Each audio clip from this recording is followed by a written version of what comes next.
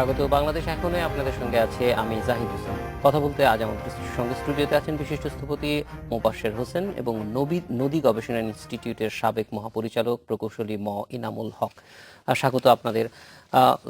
স্থপতি মোবাশ্বের হোসেন, নদী নিয়ে আমরা সাধারণত এরকম ভরা মৌসুমে খুব একটা আলোচনা করি না, এটা হয়তো আমাদেরই বলা যায় ব্যর্থতা, কিন্তু নদীর আলোচনাটা সবসময়ই যৌথ নদী, ভারতে যে নদীগুলির উৎস সেগুলি নিয়ে অনেক বেশি হয়। সেটা তো অবশ্যই আমাদের একটা বড় আহ, বাস্তবতা এবং সংকট, কিন্তু একই সঙ্গে আমাদের দেশে যে নদী ব্যবস্থাপনা আছে, নদীর দখল আছে, সেই বিষয়গুলিও আমরা আমরা একই সঙ্গে আলোচনায় আসতে দেখি না। কিন্তু সবকিছু মিলিয়েই নদীগুলি যে একটা বিপদের মধ্যে আছে, সেই বিপদ থেকে রক্ষা করার জন্য আসলে যে উদ্যোগগুলি, সেটা আন্তঃনদী হোক আর আমাদের দেশে প্রবাহিত নদীর অংশগুলি হোক, সেক্ষেত্রে আমরা যথেষ্ট লক্ষ্য করছি কিনা। ধন্যবাদ। প্রকৃতির একটি অপূর্ব দান আর কি বলবো বাংলাদেশে, সেটি হচ্ছে নদী। এই নদীগুলির উৎপত্তি স্থল যদি আমরা আবার চিন্তা করি, সেটা হচ্ছে নেপাল, ভারত, এর ভিতর দিয়ে উৎপত্তি স্থল নেপাল, কিন্তু ভারতের ভিতর দিয়ে এসছে, অর্থাৎ একক মালিকানা নদীগুলি আমাদের নাই। এটা হলো আন্তর্জাতিক নদী। কিন্তু সবচেয়ে বড় ঐশ্বর্য হচ্ছে নদীতে মিষ্টি পানির নদী, অর্থাৎ এই পানিতে স্যালাইনিটি নাই। এই পানি একেবারে প্রকৃতির একটা বিরাট দান বলা চলে। এবং আমরা যদি আমাদের ধর্মীয় গ্রন্থে চলে যাই, সেখানে যতবার বেহেশতের কথা বলা হয়েছে, জান্নাতের কথা বলা হয়েছে, প্রতিবার বলা হয়েছে ওই যে যার নিচে দিয়ে নহর প্রবাহিত হয়েছে, অর্থাৎ সৃষ্টিকর্তার একটি বা প্রকৃতির একটি বিরাট দান হচ্ছে এই নদী। এই নদীকে আমরা যদি সঠিকভাবে ব্যবহার করতে পারি, তাহলে আমি যদি ধর্মীয়ভাবে চিন্তা করি, তাহলে আমরা স্বর্গে পরিণত করতে পারি নদী বেষ্টিত একটি দেশকে। শুধু আমাদের ইসলাম ধর্মে নদীর কথা বলা হয় নাই, আমরা যদি হিন্দু ধর্মের কথা চিন্তা করি, সেখানেও কিন্তু নদী তাদের বিরাট ঐশ্বর্য, ধর্মীয় বিরাট ধর্মীয়ভাবে এই নদীগুলিকে তারা পুজো করে থাকে। এখন প্রশ্নটা হচ্ছে যে তাহলে নদী আমাদের জন্য ঐশ্বর্য কেন না? প্রত্যেকটা জিনিসই প্রকৃতি মানুষকে প্রত্যেকটা জিনিসই দেয়, সেটি সুষ্ঠু ব্যবস্থাপনা এবং ব্যবহার করার টেকনোলজি, এই জিনিসগুলি তার ভিতরে থাকতে হবে। তখনই এই প্রকৃতির সমস্ত জিনিসগুলিকে আমরা আমাদের মানুষের উপকারে ব্যবহার করতে পারি। আমাদের এই যে নদীগুলিকে নিয়ে যদি আমরা চিন্তা করি, আমাদের যে নদী প্লাবিত হয়, প্লাবনের ফলে আমাদের ফার্টালিটি অনেক বাড়ে জমিতে, কিন্তু অতি প্লাবন যেটা হয় সেটা কিন্তু মানুষের দুঃখের কারণ হয়। সেখানে আমাকে টেকনোলজি ইউজ করতে হবে। আমরা যদি এই কাজগুলি করতে পারি, তাহলে আমরা এই নদীগুলিকে নিয়ে আমাদের দেশের ঐশ্বর্যে পরিণত করতে পারবো।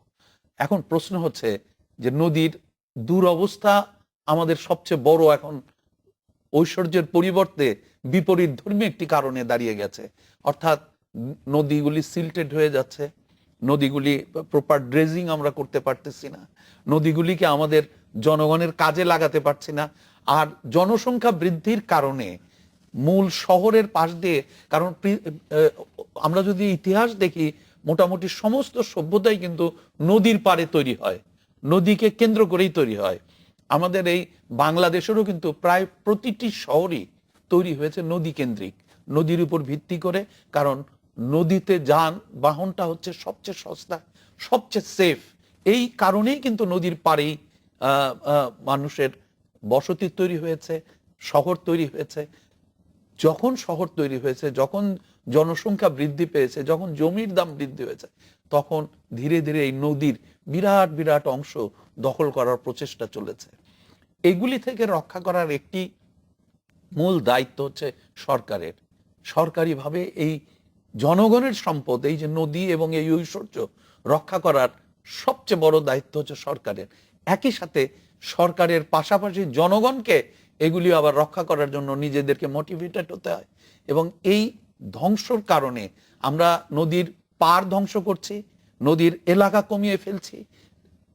একই সাথে শহর কেন্দ্রিক নদীগুলির আরো দুরবস্থা হচ্ছে পলিউটেড করে ফেলা হচ্ছে। যখন ইউনাইটেড নেশনসের তিনজন জেনারেল সেক্রেটারি জেনারেল বলছেন যে পৃথিবীতে যদি তৃতীয় বিশ্বযুদ্ধ হয় সে বিশ্বযুদ্ধ হবে সুইট ওয়াটারের জন্য।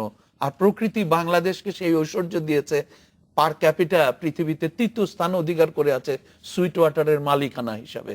কিন্তু এই সুইট ওয়াটার ঢাকার চারপাশ দিয়ে, আমরা যদি শুধু ঢাকাকে নিয়েই চিন্তা করি, যেখানে প্রেসিডেন্ট, প্রধানমন্ত্রী, নীতি নির্ধারকরা বসবাস করেন, সেই শহরটির চারপাশে 4টি নদী রয়েছে। এই 4টি নদীর পানির দিকে তাকানো যায় না, এই পানিকে ব্যবহার করা যায় না। ড্রিঙ্কিং ওয়াটারের জন্য আমরা মাটির নিচ থেকে পানি তুলে নিয়ে আসছি, এবং সেটাও এখন কুলাচ্ছে না বলে আমরা পদ্মা থেকে পানি ট্রান্সপোর্ট করে নিয়ে এসে সেটাকে রিফাইন করে আমরা খাওয়ার চিন্তা ভাবনা করছি।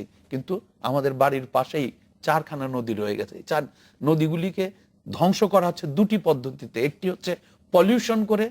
আমি প্রায় একটি কথা বলি যে যুদ্ধাপরাধীদের বিচার যে হচ্ছে, প্রয়োজন যদি মনে করা হয় যে এই যুদ্ধাপরাধীদের বিচার করেও এই নদী যারা দখল করছে, নদী যারা পলিউট করছে, তাদের বিচার সবার আগে করা উচিত। কেন করা উচিত এই কথাটি আমি বলতে চাই। এই কারণে আমরা পরবর্তী প্রজন্মকে কয়েকশো বছরের জন্য ধ্বংস করে দিচ্ছি পলিউটেড নদীর কারণে। এই নদী থেকে যে পলিউশন হচ্ছে, এবং এটা যে আমাদের ইয়ং জেনারেশন, পরবর্তী প্রজন্মের ভিতরে পলিউশনগুলি চলে যাচ্ছে, জার্মগুলি চলে যাচ্ছে, এটা ধারাবাহিকতা আমাদের কিন্তু পরবর্তী প্রজন্মকে ভীষণভাবে এফেক্ট করবে। আমরা এদেরকে যদি রক্ষা করতে চাই, এদেরকে যদি এই যুগের উপযোগী মানুষ বানাতে চাই, তাহলে আমাদেরকে নদী রক্ষা করা ছাড়া কোনো উপায় নাই, এবং কঠোর থেকে কঠোরতম ব্যবস্থা নিতে হবে সরকারকে এই নদীর পলিউশন বন্ধ করার জন্য, নদীর দখলদারি বন্ধ করার জন্য। জি, মোর্শেদ ভাই, আমরা একটু ইনামুল সাহেবের কাছে যাব, একটা বিরতির পরে আপনার কাছে ফিরে আসবো ছোট্ট 40 সেকেন্ডের। যে এই যে নদীগুলি, ঐশ্বর্য তো অবশ্যই, সারা পৃথিবীতে অনেক পানি আছে, কিন্তু মিষ্টি পানি, মানুষের উপযোগী পানি আসলে খুবই কম। সেইটি আমাদের এখানে যথেষ্ট পরিমাণে আছে, কিন্তু আমরা এইটার বলা যায় যে তত্ত্বাবধানটা ঠিক মতো করছি কিনা। সরকারের যেমন দায়িত্ব আছে, মানুষেরও নিশ্চয়ই দায়িত্ব আছে। এই বিষয়গুলি নিয়ে একটু আপনার অভিজ্ঞতা, যেহেতু নদী নিয়েই আপনার কাজ, জানতে চাইবো। একটা ছোট্ট 40 সেকেন্ডের বিরতি পর দর্শক ফিরছি 40 সেকেন্ড পর।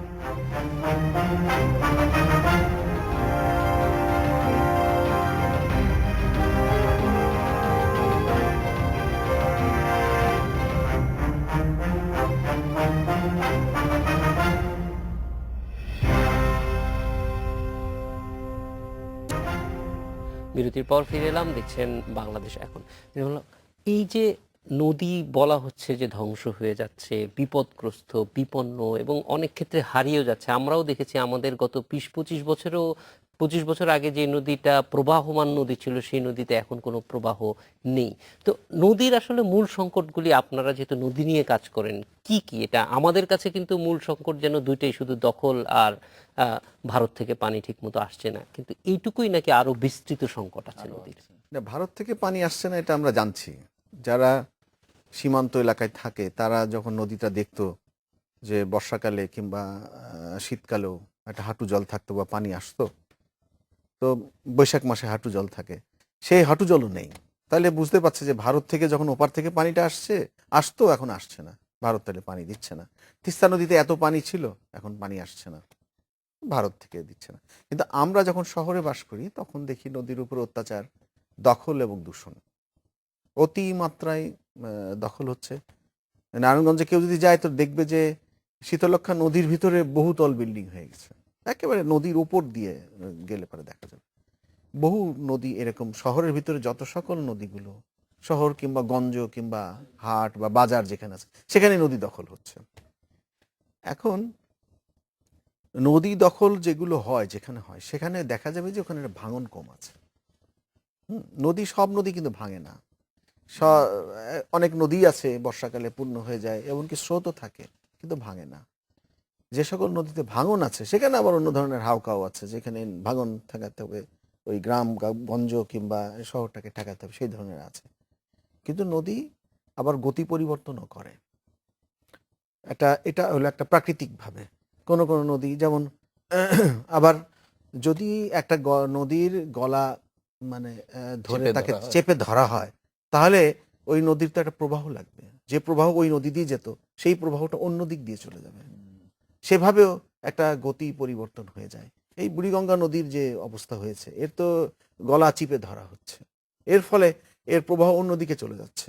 এর ফলে এমনকি সুদূর প্রসারী যেটা উজান থেকে আসতো, আপনার ধলেশ্বরী নদী দিয়ে পানিটা যমুনা দিয়ে নামতো, সে তার একটা এর প্রতিক্রিয়ায় উজানে উজানে চলে যায়, চলে গিয়ে ধলেশ্বরী যে যে যে মুখ দিয়ে সে পানি টানতো সেটা ভরাট হয়ে যাচ্ছে।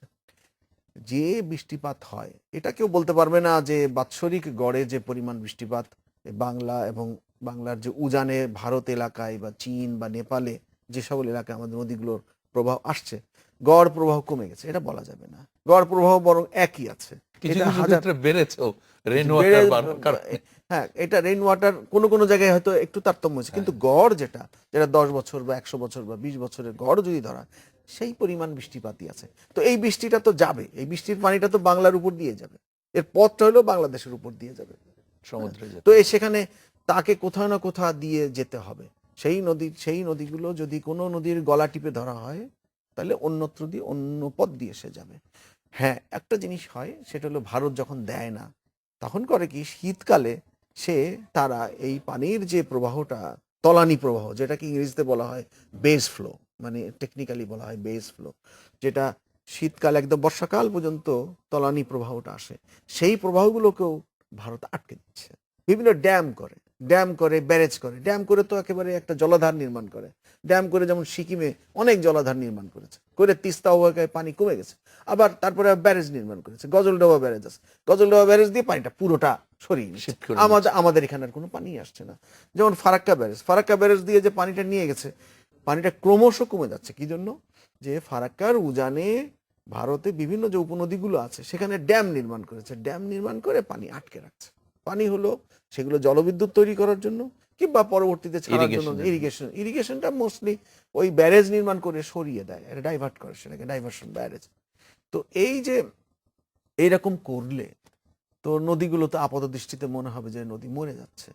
নদী মরে গেলেও এগুলোর একটা অধিকার আছে, এর প্রবাহের অধিকার আছে, রাইট অফ দ্য রিভার আছে, যেটা আমরা সিএস ম্যাপে ওই নদীগুলোর একটা পুরো অবস্থান। জায়গাটা আমরা দেখতে পাই।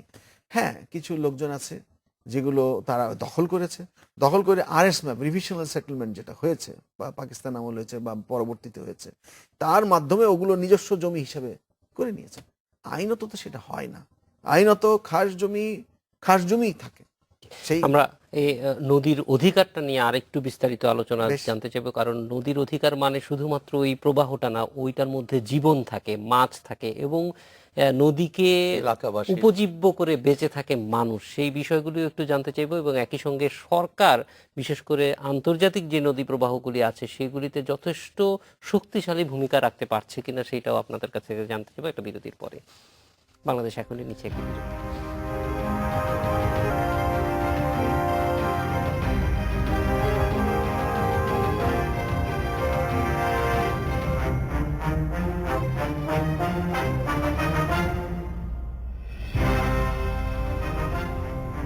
বিরতির পর ফিরে এলাম, দেখছেন বাংলাদেশ এখন। মোহাসের হোসেন, এই যে নদীগুলি আমাদের যেটা সম্পদ, সেই সম্পদটা আর সম্পদ হিসেবে আমরা দেখতে পারছি না, সেই অর্থে সম্পদ হিসেবে দেখতে পারছি না, তার একটা কারণ হচ্ছে শুষ্ক মৌসুমে আমরা প্রবাহ পাচ্ছি না। সেটা নিশ্চিত করার জন্য কি যোগাযোগ হচ্ছে এটা আমাদের কাছে খুব নিশ্চিত না। আমরা গত 40 বছর যাবতই এই জায়গায় একরকম ধোঁয়াশা অবস্থায় আছি। তো এই অবস্থাটা থেকে উত্তরণ কিভাবে সম্ভব? পৃথিবীর ইতিহাসে কিন্তু বহু দেশে একটি নদী 3-4টি কান্ট্রির ভিতর দিয়ে চলে গেছে।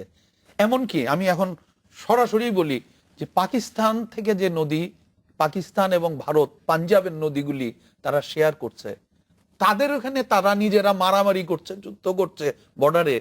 কোনোদিন কখনো কেউ আমাকে জানাতে পারবে যে তাদের নদীর পানির প্রবাহ নিয়ে কোনো ডিসপিউট হয়েছে?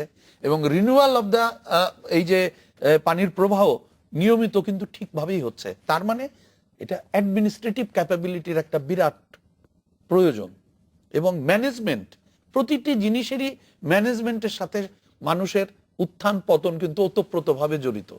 আমাদের এই নদীর ম্যানেজমেন্ট, এই নদী, বাংলাদেশের অলমোস্ট সবগুলি নদীর উৎপত্তি হচ্ছে আন্তর্জাতিক নদী হিসাবে ট্রিট করা যায় এবং আন্তর্জাতিক নদীর জন্য আন্তর্জাতিক আইন রয়েছে, এবং এই আইনগুলি আমরা চাপ সৃষ্টি করতে পারি, জনগণ আমাদের এক্সপার্টরা বক্তব্য দিতে পারে, কিন্তু এটা কান্ট্রি টু কান্ট্রি নিজেদের ভিতরে তাদের সমন্বয় করতে হবে, নিজেদেরকে শেয়ার করতে হবে, নিজেদের প্রতি এক একটা কান্ট্রির প্রতি এক একটা কান্ট্রি শ্রদ্ধাবোধ এবং মানুষকে নিয়ে এই কাজগুলি করার প্রচেষ্টা চালাতে হবে। এই যে নদীগুলি যেগুলি আমাদের নেপাল থেকে এসছে, চায়না থেকে এসছে, এই নদীগুলি কিন্তু আমাদের জন্য আশীর্বাদ, এই সবকটি দেশের আশীর্বাদ হিসাবে কাজ করতে পারে। এবং যদি আমরা সমন্বিতভাবে পরিকল্পনা করি, বিদ্যুৎ উৎপাদন করি, ড্যাম করে যদি পানি, শীতকালে প্রয়োজনীয় পানি আমরা শেয়ার করতে পারি, এককভাবে করতে গেলেই এই ডিসপিউটগুলি সবসময় মানুষের মাথা চারা দিয়ে উঠবে এবং একই সাথে আমরা কোনো উন্নয়ন কাজ করতে পারবো না।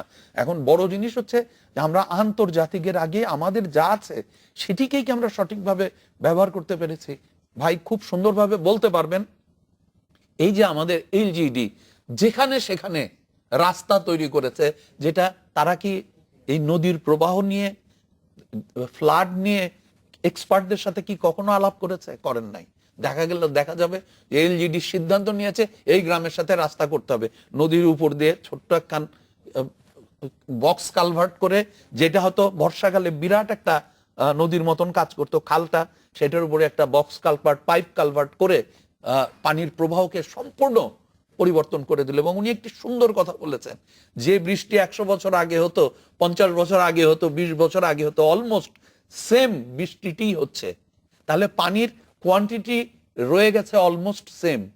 তাহলে এই পানিকে যদি আমি গলা চিপে বন্ধ করি, তাহলে পানিটি কোথাও না কোথাও দিয়েতে যাবে, অথবা কেউ না কেউ তো এটাকে আটকিয়ে তার কাজে লাগাবে। আমরা নিজেরাই যদি এই ভুলগুলি করে থাকি, অসংখ্য রাস্তা গ্রামে গ্রামে দেওয়া হয়েছে proper water planning, water floor planning না করে, যে কারণে কোথাও কোথাও অল্প বৃষ্টিতেই বন্যা হয়ে যাচ্ছে, কোথাও কোথাও একেবারে ড্রাই অবস্থা রয়ে গেছে। অর্থাৎ বাংলাদেশ সরকার দেশ স্বাধীন হওয়ার পরে প্রয়োজনের খাতিরে অনেকগুলি কাজ জরুরি ভিত্তিতে করেছে, কিন্তু সেগুলি সমন্বিতভাবে করা হয় নাই। 40 বছরে আমাদের এই সমন্বয়গুলি করা একান্ত প্রয়োজন ছিল। নদীর ব্যাপারে যারা এক্সপার্ট, এনাদের মতন মানুষদের সাথে রাস্তাঘাট, চলাফেরা, ব্রিজ, কতগুলি ব্রিজ আমরা আইডেন্টিফাই করেছি যে ব্রিজের নিচে দিয়ে কোনো স্টিমার, লঞ্চ যেতে পারে না। অর্থাৎ নদীর ওয়াটার আগে লেভেল, হয়তো এটা স্বাভাবিক একটা Exactly. পথ ছিল, নৌপথ ছিল, কিন্তু এখন বন্ধ হয়ে এখন গেছে। যদি রিভার ক্রুজ করানোর কথা বলা হয়, সেখান দিয়ে লঞ্চ যেতে পারে না।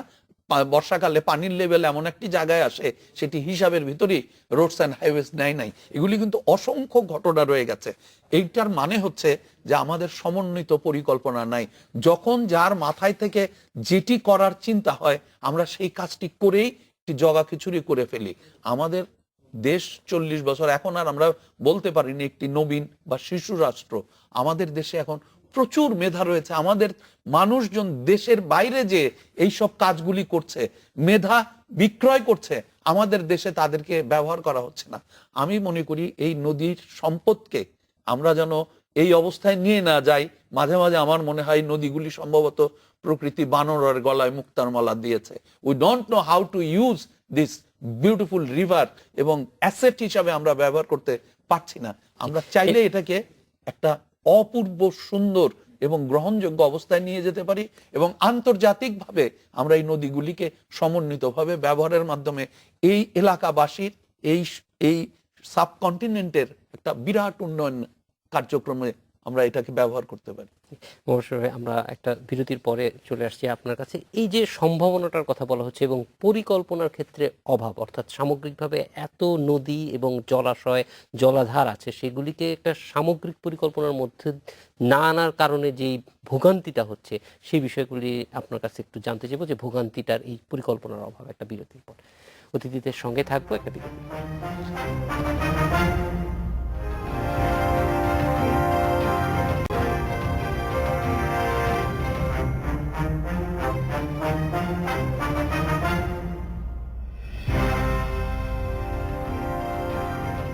স্বাগত আরেকবার, দেখছেন বাংলাদেশ এখন। আমরা এই যে নদীগুলির পরিকল্পনার কথা যেটা মুবাশশির সাহেব বললেন, যে অপরিকল্পিতভাবে এমন সব স্থাপনা নির্মাণ করা হয়েছে, বাঁধ দেয়া হয়েছে, সেই কারণে রাস্তা, আসলে বিশেষ করে রাস্তা বিরাট তৈরি করা হয়েছে। এই রাস্তা একটা জিনিসগুলি আসলে dangerous জিনিস। কতটা মানে সত্যিকারের অপরিকল্পনার চিত্রটা কি, সেটা একটু জানতে চাই আপনার কাছে। দেখুন, নদী যাচ্ছে, নদীর ভিতরে পানি আছে, মাছ আছে বা জলজ জীব আছে, তাই না? এখন সেটা জলজ জীবের বাসস্থান সেটা, এবং এই জলজ জীবের উপরে আমরাও নির্ভরশীল।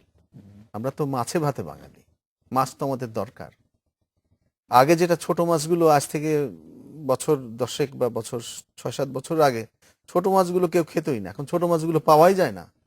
ছোট মাছগুলো সবচেয়ে বেশি দামি হয়ে গেছে, এই অবস্থা দাঁড়িয়েছে। ব্যাপার হলো কি, যে জলজ জীব বা মাছ বিশেষ করে যদি সে সাগরে থাকে, গভীর সাগরে, সে অল্প সাগরে গিয়ে ডিম ছাড়ে। যদি অল্প সাগরে থাকে, সে মহিষোপানে ডিম ছাড়ে।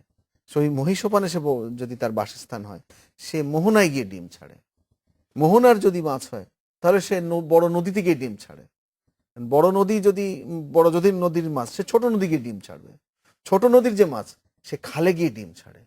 খালের মাছ বিলে গিয়ে ডিম ছাড়ে। আর বিলের মাছ কোথায় ছাড়ে ডিম? সে ডাঙায় ডিম ছাড়ে। ডাঙা মানে কি? কই টই, এগুলো হলো বিলের মাছ। এগুলো যখনই বর্ষা হবে, যেই বৃষ্টি হবে, তখন দেখা যাবে যে বাড়ির মধ্যে উঠে আসছে, ও ডিম ছাড়ার জন্য উঠে আসে। এখন তাহলে বোঝা যাচ্ছে যে এই বিলগুলো যেগুলো আছে, অন্তত বিলগুলো হলো মাছের আধার। বিলগুলো রক্ষা করার কোনো প্ল্যান আছে? কোনো প্ল্যান নেই। অথচ অতীতের বর্তমানে যে সকল আমাদের সিএস ম্যাপ আছে, তাতে দেখা যায় প্রত্যেকটা বিলের একটা মাঝখানে একটা জায়গা আছে, খাস জমি হিসেবে চিহ্নিত। সেই খাস জমিটা হলো বিলের মানে মূল জায়গা, যেখানে মাছগুলো থাকবে, তাকে কেউ ছুঁতে পারবে না। কারণ যদি যখন পানি শুকিয়ে যাবে, ও তখন মা মাছ বা বাপ মাছ ওগুলো থাকতে হবে। যখন বৃষ্টি আসবে, তখন সে ডাঙায় উঠে ও বৃষ্টি ও করে ডিম ছাড়বে, তবেই তো এগুলো মাছগুলো থাকবে। আজকে কই মাছ পাচ্ছি না, পাবো কেমন করে? ওগুলো তো শুকিয়ে একেবারে বিলগুলো তলা পর্যন্ত শুকিয়ে, অথবা ভরাটি হয়ে ভরাট না, ওগুলো শুকিয়ে ফেলেছে। খালগুলো এমন ভাবে কাটা হয়েছে যাতে নাকি একেবারে পানি না থাকে, ওখানে পানি না থাকে। আমরা যে হাঁটু জলের কথা বলি, হাঁটু জলটা কোথা থেকে আসবে? আমাদের তো অজস্র নদী ছিল। হ্যাঁ, ঠিক আছে, আন্তর্জাতিক নদী আছে, ভারত থেকে এসছে। ভারত থেকে আমাদের চিহ্নিত আছে 57-54টি নদী। কিন্তু আমাদের কয়েক হাজার নদী ছিল, নিজস্ব নদীগুলো কোথা থেকে? যত বৃষ্টি আসে, হ্যাঁ, বৃষ্টিগুলো বিল থেকে পানিটা আসতো, এসে ওই নদীতে পড়তো। কিন্তু বিলই নেই, বিলগুলো শুকিয়ে ফেলেছে। তাহলে মাছও নেই, বিল নেই, খাল নেই। খালগুলো শুকনো, খাল আছে, খালগুলো আছে শুকনো, বিলগুলো আছে শুকনো, ধান হচ্ছে। তাহলে কি পরিকল্পনা হলো? তারপরে যে রাস্তাঘাটগুলো নির্মাণ করা যেভাবে হয়েছে, যে নদীটাই ছিল, সেই নদীটাকে যখন আমরা দুপাশ থেকে মাটি দিয়ে বাদ দিয়ে নিয়ে এসে ছোট্ট একটা সাঁকোটা আগে ছিল, সেই সাঁকোগুলো কিন্তু দুপাশে একটা একটা বাঁশের সাঁকো মতো থাকতো, বাঁশের একটা বাঁশ দিয়ে খাড়া থাকতো, পানিটা যাতায়াত করতো। মাঝে গিয়ে একটা একটা বাঁশ থাকতো, সেটা তুলে ফেলা যেত। বড় নৌকো আসলে তুলে ফেললে নৌকোটা পাস করতো। এই পরিস্থিতি এখন কি করলো? উন্নয়নের নামে দুপাশে নদীটাকে একদম সংকীর্ণ করে ওই অংশটুকু একটা সাঁকো করে দিল, একটা ছোট্ট কালভার্ট বা ব্রিজ করে দিল। নদীটা এইভাবে বর্ষাকালীন প্রবাহ না পেয়ে নদীগুলো সব মরে গেল, আস্তে আস্তে মরে গেল। দুপাশ থেকে দখল হয়ে এরকম হয়েছে। সেটা কপোতাক্ষতে হয়েছে, সে বুড়িগঙ্গাতে হয়েছে, সে কোন নদীতে, মগরাতে হয়েছে, সব নদীতে এই কাণ্ডগুলো হচ্ছে। ইদানিং একটা হবিগঞ্জের কাছে একটা নদী আছে, সেই নদীর মাঝখান দিয়ে বিল্ডিং তৈরি করে ফেলছে। দেখলাম যে বাবা এটা নিয়ে আন্দোলন করছে হবিগঞ্জ জেলাতে। তো এটা এইরকম কাণ্ডমান্ড হচ্ছে। সরকারের তরফ থেকে কোনো প্ল্যান নেই। সরকার থেকে প্ল্যান নেই, এটা বলবো এই জন্য যে সরকারের 22টা ডিপার্টমেন্ট আছে। সেই 22টা ডিপার্টমেন্ট অন্তত 5টা থেকে 10টা ডিপার্টমেন্ট নদীর উপর দিয়ে কাজ করে, সড়ক করে, স্থানীয় সরকার করে, পানি উন্নয়ন বোর্ড করে, বিআইডব্লিউটিএ করে, অনেক মন্ত্রণালয় আছে, নদীর উপরে কাজ করে।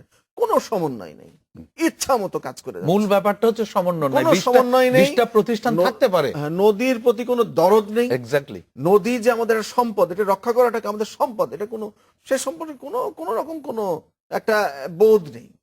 তো তাহলে কেমন করে হবে? আর দূষণের তো কোনো কথাই নেই। এরা তো যে কি নরকের মানুষ, এরা যে এর যদি আল্লাহ থাকেন, যদি কিয়ামত থাকে, কোনোদিন বেহেশত দোজখ থাকে, ডেফিনেটলি এই যারা বর্তমান প্রজন্ম, ভবিষ্যৎ প্রজন্মের এই দূষণের জায়গায় দিয়ে যাচ্ছে, এদের কোন দোজখে এদের স্থান হবে তার শেষ নেই। আমি স্পষ্ট, আমি আপনাকে বলছি, এদের আপনি বিচার চাচ্ছেন, এদের এইরকম একটা পরিস্থিতি চলে গেছে। কিন্তু দেখা যাবে এদের সব মালিকরা যারা যারা দূষণ করছে তারা হাজি সাহেব, তারা সব বিরাট বিরাট দানবীর, তাদের ওই দান দিতে গিয়ে ওই মানুষ মরছে, এরকম কাণ্ড হচ্ছে। এক্স্যাক্টলি হ্যাঁ, তো এইগুলো এই ধরনের কাণ্ড কি পরিকল্পনা, আপনি কি পরিকল্পনার কথা বলেন? কোনো পরিকল্পনা নাই। নদীকে বাঁচানোর, নদীর প্রতি দরদ নিয়ে কোনো পরিকল্পনা সরকারের নেই, মানুষেরও নেই, কোনো কিচ্ছু নেই। আমরা একটা বিরতিতে যাবো অবশ্যই। এই যে পরিকল্পনা নেই, এবং আরেকটি গুরুত্বপূর্ণ বিষয় যে মানুষ, এটা যে সম্পদ, মানুষ কিন্তু সম্পদ হলেই সেটার একটা পরিচর্যা করে, কিন্তু এই বোধটা তৈরি করা, কারণ আমাদের বোধহয় যারা মাছ মারে তারা ছাড়া অন্যদেরও যে এটার সম্পদ আছে, এমনকি আমরা আগে দেখেছি যে পরিবহনের ক্ষেত্রে, পণ্য পরিবহনের ক্ষেত্রে সবচেয়ে কম পয়সায় পরিবহনের যুগ, এবং এক অর্থে কোনো ধরনের সংস্কারের খরচ নেই, এবং সেফটি কিন্তু সবচেয়ে বেশি রিভারে। সেই রকম একটি বিষয় আমরা বলা যায় দিনে দিনে একদম হারিয়ে ফেলছি পণ্য পরিবহনে। এখন প্রায় 10 ভাগের 1 ভাগও এখন আর হয় না। এই বিষয়গুলি একটু জানতে চাইবো একটা বিরতির পরে, যে কিভাবে এই সম্পদের ফিলিংটা মানুষের ভিতরে আবার ফিরিয়ে আনা সম্ভব। অতিথিদের সঙ্গেই থাকবো একটা বিরতির পরে।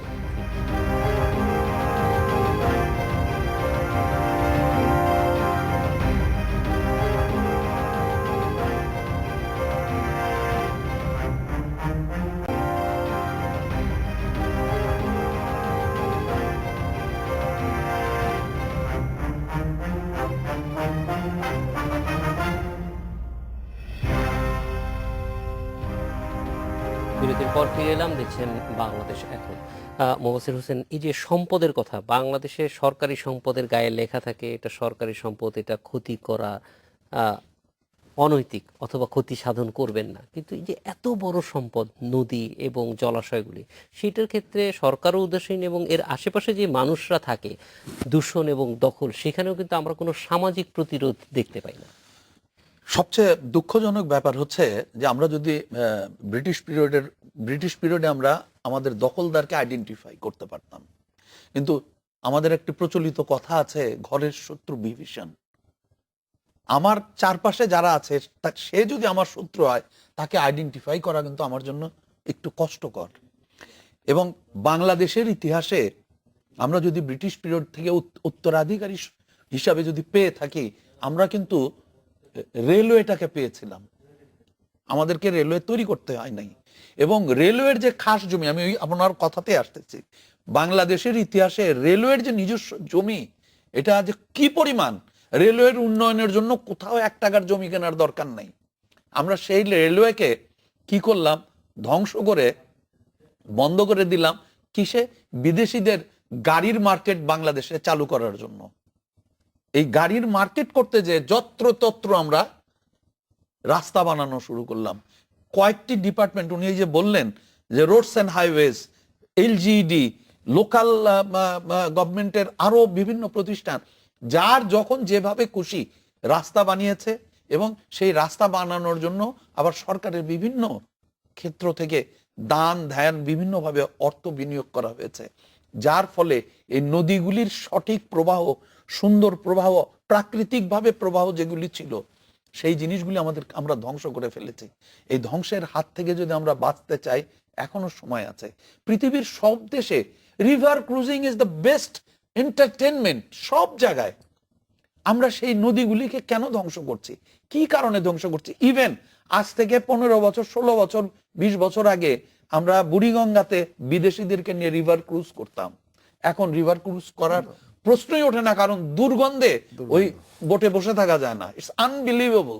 আমরা বিদেশিদেরকে নিয়ে বহু কনফারেন্স পর্যন্ত করেছি, সকাল থেকে সন্ধ্যা পর্যন্ত রিভার ক্রুজ করাকালীন। তা আমার কাছে কষ্ট লাগে যে আমরা বুঝি না এই কথা, আমি আর শুনতে রাজি না। আমাদের দেশের লোকরা এখন সারা বিশ্বে ভ্রমণ করছে, একেবারে সাধারণ লেবার থেকে আরম্ভ করে everybody knows what is what, কোনটা কিসের জন্য প্রয়োজন আমরা সবাই জানি। কিন্তু সবচেয়ে বড় জিনিস হচ্ছে, সব কিছুর মূল কথা, আমরা যত যাই বলি না কেন, end of the day the politician have to take the decision. Architects, engineers, planners can come up with excellent proposal, excellent design, but implementation fully lies with the politician. এই পলিটিশিয়ানরা যখন কারাপ্টেড হয়, আমাদের দেশের পলিটিশিয়ানদেরকে যাচাই করলেই দেখা যাবে। এখন আবার businessman become the politician. Businessman যখন পলিটিশিয়ান হয়, তখন তার বিজনেস স্বার্থটাই হয় সবচেয়ে বড়। জি, মহসিন ভাই, আমরা একটা বিরতিতে যাব, এসে এই বিষয়টা একটু, যে যে বিষয়টা শেষ পর্যন্ত আসলে সেখানে এই যে নীতিটা কি হবে এবং বাস্তবায়নের ক্ষেত্রে, সেক্ষেত্রে যেমন গতকালকেও আমরা দেখেছি যে বিরোধী দল থেকে বলা হয়েছে ভারতের সঙ্গে বা নদী নিয়ে যে কোনো কিছু যদি করে তাহলে তারা সরকারকে সব ধরনের সমর্থন দেবে।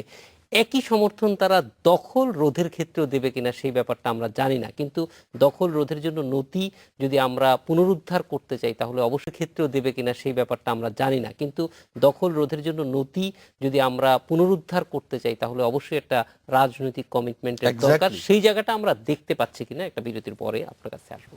একটা বিরতিতে যাচ্ছি, কিছু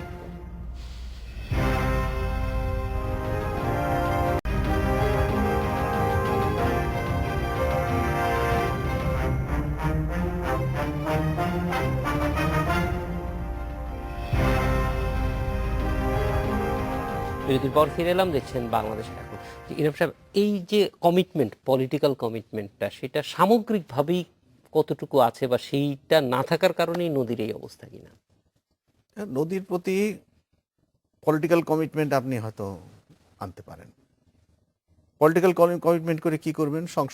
সংসদে গিয়ে আইন পাশ হবে। আইন তো আমাদের আছে, আইন প্রচুর রয়ে গেছে, আইন প্রচুর আছে, কিন্তু আইনের প্রয়োগটা কেন হচ্ছে না? এক্স্যাক্টলি। আইনের প্রয়োগটা না হওয়ার পিছনে সবচেয়ে বড় কারণ হলো স্থানীয় সরকারকে কোনো ক্ষমতা দেওয়া হয়নি। ওই যে ইউনিয়ন পরিষদ, জেলা পরিষদ কিংবা থানা পরিষদ, ইউনিয়ন পরিষদের সদস্য, ওকে ক্ষমতা দিন।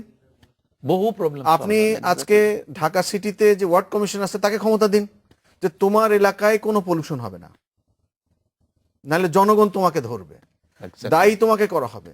তুমি যে কোম্পানি, যে মিল মালিক এরকম পলিউশন করছে, তুমি তার বিরুদ্ধে সরাসরি মামলা করতে পারবা, কোনো অধিকার নাই। যে শিল্প স্থাপন করতে যাবে তোমার গ্রাম এলাকায়, তোমার এলাকা থেকে তুমি আগে ক্লিয়ারেন্স দিবা। তোমার ক্লিয়ারেন্স না পেলে, ইউনিয়ন পরিষদের ক্লিয়ারেন্স না পেলে পারে সেখানে স্থাপনা করা যাবে না।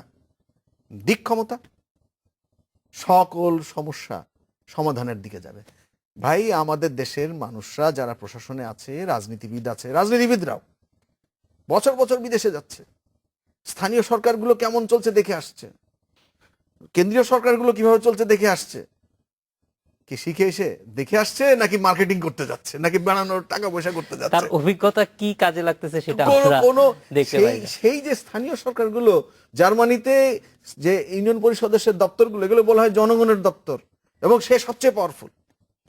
যে আমরা মুবাশশির ভাইয়ের কাছে এই বিষয়টা একটু সংক্ষেপে জানতে চাইবো, যে পলিটিক্যাল কমিটমেন্ট একটা খুবই দরকার, কিন্তু তার সাথে বড় জিনিস উনি শুরুতে একটি কথা বলেছিলেন, যে এই যে অসংখ্য প্রতিষ্ঠান, যেরকম আমরা ঢাকাকে, আমি প্রায় বলে থাকি যে 54 পিতা হচ্ছে ঢাকা, একটি সন্তান তার 54টি পিতা, তার মধ্যে আবার 7টি মন্ত্রণালয় আছে, প্রত্যেক মন্ত্রণালয়ের টিয়ারের মধ্যে বলা আছে অন্যখানে যাহাই লিখা থাকুক না কেন তোমারটাই সুপ্রিম, অর্থাৎ 7জনকেই বলা হচ্ছে তুমি সুপ্রিম। তাহলে যে দুরবস্থা হওয়ার কথা, এই মেয়রের কাছে জনগণ যাচ্ছে, জলজট কেন, যানজট কেন, এগুলি কোনোটাতে টাচ করার কোনো ক্ষমতা নেই। এবং আমি একটি কথা প্রায়ই বলি, মেয়র সাহেব লাইট পোস্ট হাত দিতে পারবেন না, কিন্তু বাল্বটি তাকে বদলাতে হবে। লাইট পোস্ট যদি রাস্তার মাঝখানে থাকে, মেয়র সাহেবের ক্ষমতাও নাই ওই লাইট পোস্টটি সরানোর, কারণ ওইটা বিদ্যুৎ মন্ত্রণালয়। এই জন্য আমাদের দরকার ক্ষমতায়ন। আমাদের সঙ্গে যোগ দেওয়ার জন্য। এই ছিল বাংলাদেশ এখন। দেখা হবে আগামীকাল একই সময়ে। শুভরাত্রি।